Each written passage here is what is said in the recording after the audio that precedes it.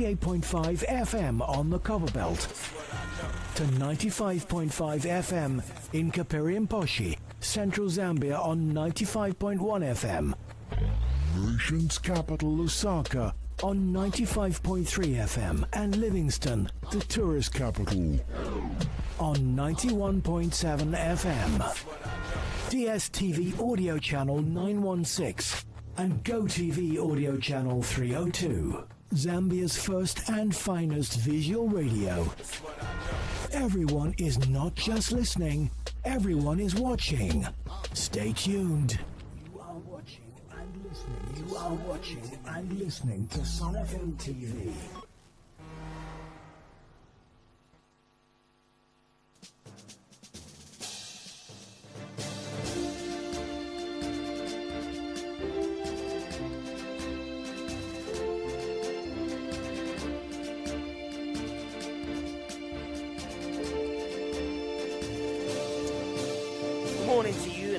Let's get into around the world news update right here on Zambia's first and finest visual radio.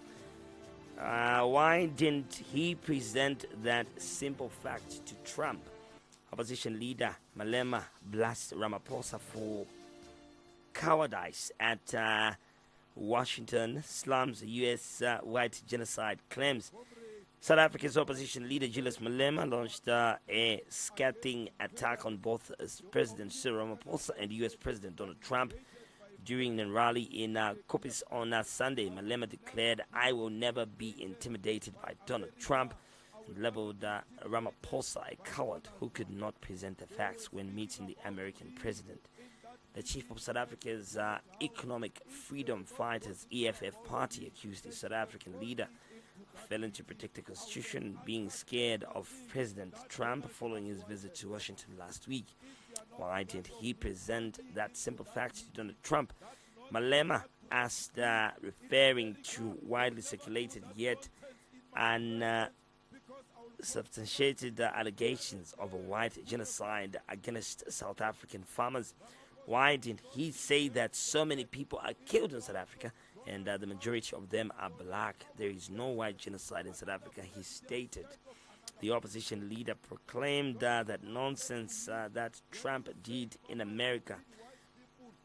He will never do that nonsense in my presence, because with the facts, adding that if they were not gossiping about me, they should have called me into that meeting. Referring to being excluded from the U.S. visit, Malema said that in that White House, my ticket was revoked. They threatened my life in an attempt to silence me, but they cannot kill me. Against because where I stand, I am already dead, because black people are dead, waiting only for the white supremacists to dictate their future. He also criticized South African ministers for remaining silent while all the white people in that house spoke on behalf of our country, arguing that the skin color gave them permission to speak at the White House. President Cyril Ramaphosa visited the U.S. from May 19 to 21 to negotiate strained relations over trade, land reform, and the controversy over U.S. refugee policies regarding white South Africans. On May 21st, he met with President Trump at the White House. Tensions between the two countries intensified after recently he escalated his rhetoric by accusing the government of killing white farmers and their families, allegations that have been widely criticized and refuted by South African officials and analysts.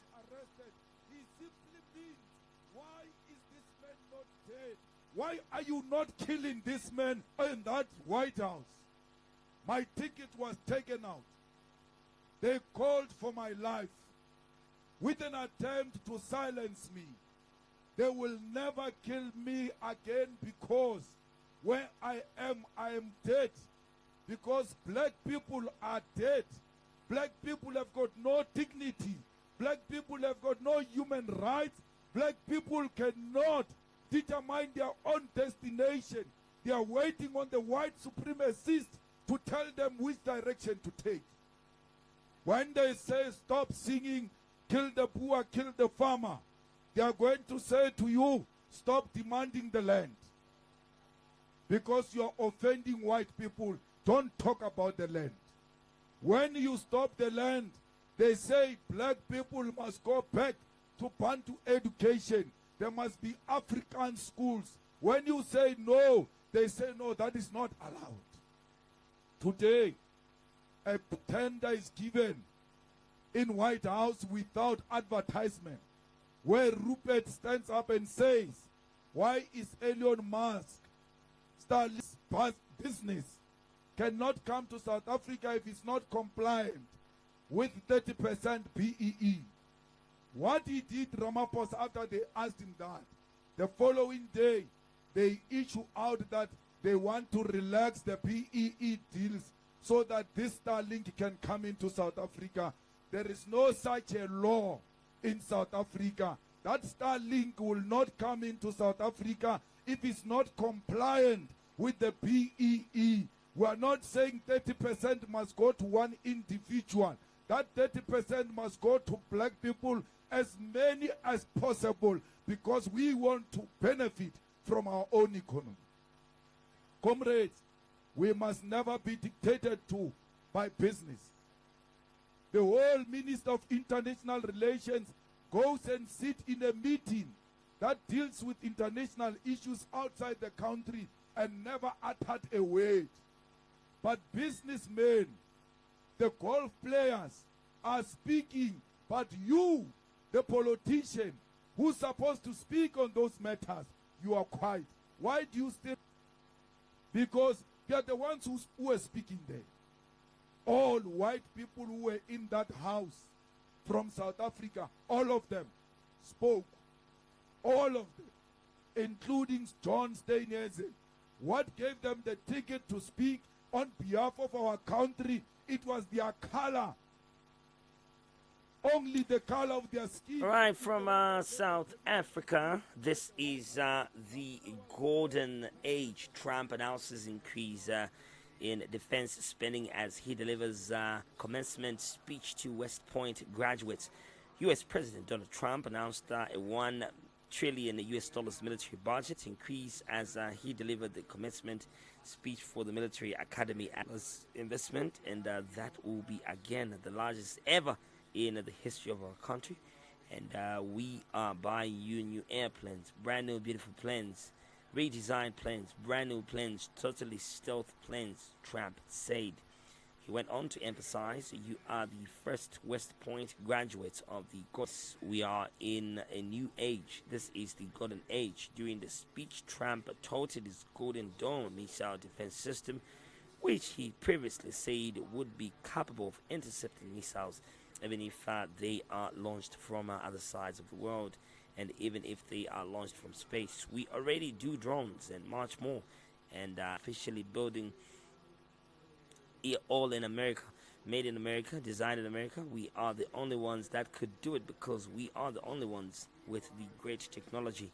We are building the Golden Dome missile defense shield to protect our homeland and to protect West Point from attack, and it will be completed before I leave the graduation speech of his second term.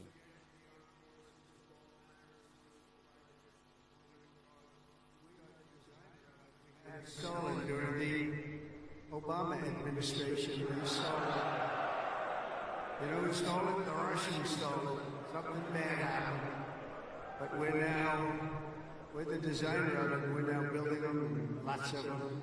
And earlier this year, they launched it into space, setting a world record for amateur rocketry. I could not be more proud to serve you as your commander-in-chief, and our country is doing well. We've turned it around very quickly. We've turned it around.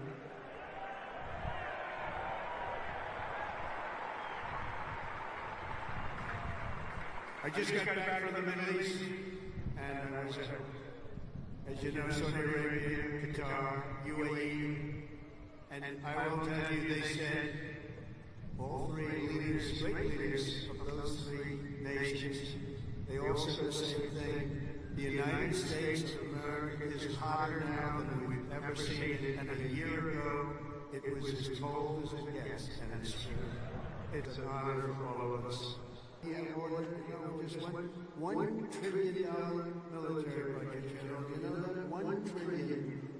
Some people say, could you cut it back? I said, I'm not cutting 10 cents. You are the first West Point graduates of the golden age of America. This is the golden age. Promise. We're the new age. This is the golden age. And it's strongly. They're not even allowed to think about it anymore. They subjected the armed forces to all manner of social projects and political causes, while leaving our borders undefended and depleting our arsenals to fight other countries' wars. We fought for other countries' borders, but we didn't fight for our own border, but now we do, like we have never fought before. The job of the U.S. Armed Forces is not to host drag shows, to transform foreign cultures, but to spread democracy to everybody around the world at the point of a gun. The military's job is to dominate any foe and annihilate any threat to America anywhere, anytime, and any place.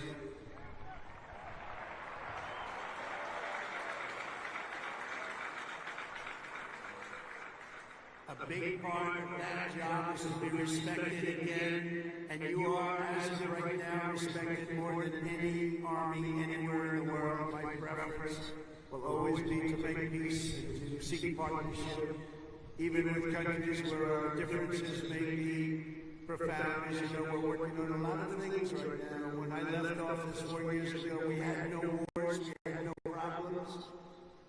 We had nothing but success. But if the United States or its allies are threatened or attacked, the Army will obliterate our opponents with overwhelming strength and devastating force. And I approved a $1 trillion investment, and that will be, again, the largest ever in the history of our country. And we are buying you new airplanes, brand new beautiful planes, redesigned planes, brand new planes, totally stealth planes. I hope they're stealth. We're going to start shipbuilding again. We're going to start ship. We used to build a ship a day. Now we don't build them anymore. We get a lot of people that didn't know much about getting things built, but that's all I've done in my life is build. We're going to have the best missiles. We already do drones. And much more. Early this week, I think you'll like this. I announced that we are officially building all in America, made in America, designed in America. We're the only ones that can do it because we're the only ones with the great technology. We're building the Golden Dome missile defense shield to protect our homeland and to protect West Point from attack. And it will be completed before I leave office. We were the ones that won the war. And we were helped. In some cases, we had to help them. But we were helped by some of the nations. And we were strongly helped by a couple of them. But every one of them was celebrated. Victory Day. They called it Victory Day in Europe, Victory Day all over. And we weren't even thought about it. Nobody had a Victory Day. And so I named that special day and another special day from now on as a holiday, but a holiday where we work. Because we don't have enough days. We're going to be having so many holidays, we're not going to be able to work anymore. But I named it for World War II and a separate day in November, as you know, for World War I. I said, you know, all these countries that participated in the war are celebrating, but the greatest country of them all, and the country that won the war, nobody even talked about. And so we're going to be talking about it too from now on. And I think you'll appreciate it. We won the First World War, we won the Second World War, and you know where we won them from? Right here at West Point. West Point won the war. We won 2 world wars. And plenty of other things. You wouldn't think of it. We don't want to have a 3rd World War. But we won the First World War. We won the Second World War right here from West Point.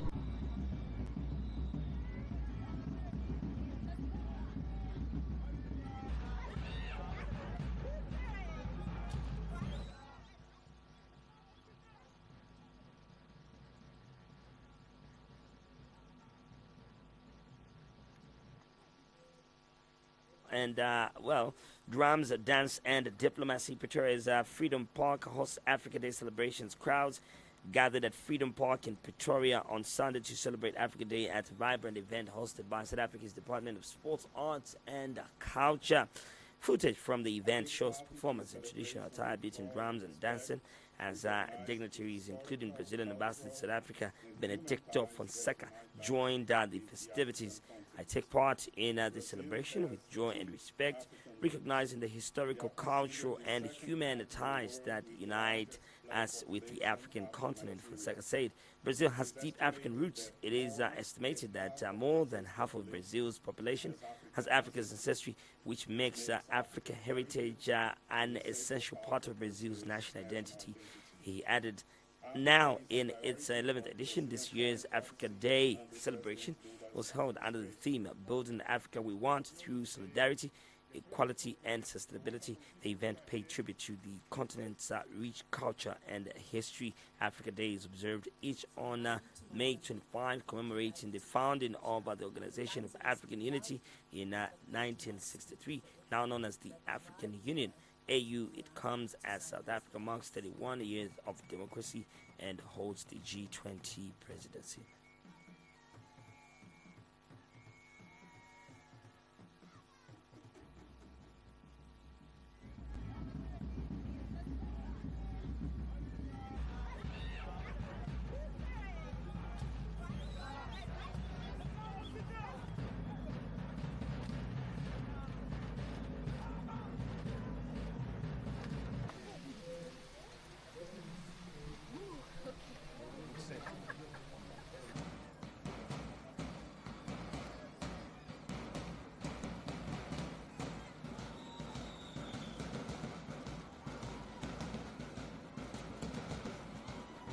I take part in this celebration with joy and respect, recognizing the historical, cultural, and human ties that unite us with the African continent. Brazil has deep African roots. We are considered the second country in the world with the largest black population after Nigeria.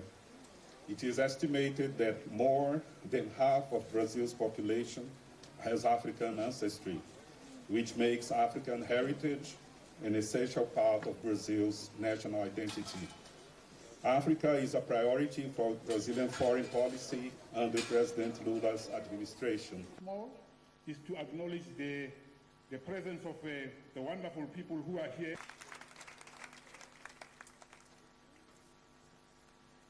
From Mali to Mozambique, from Kigali to Khayelitsha, the guns may speak loudly, but they do not speak forever.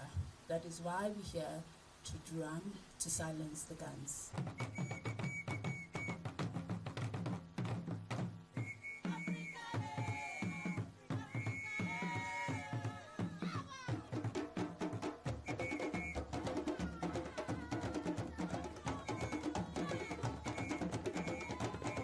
You know, just to be cliche, the drums that you heard today.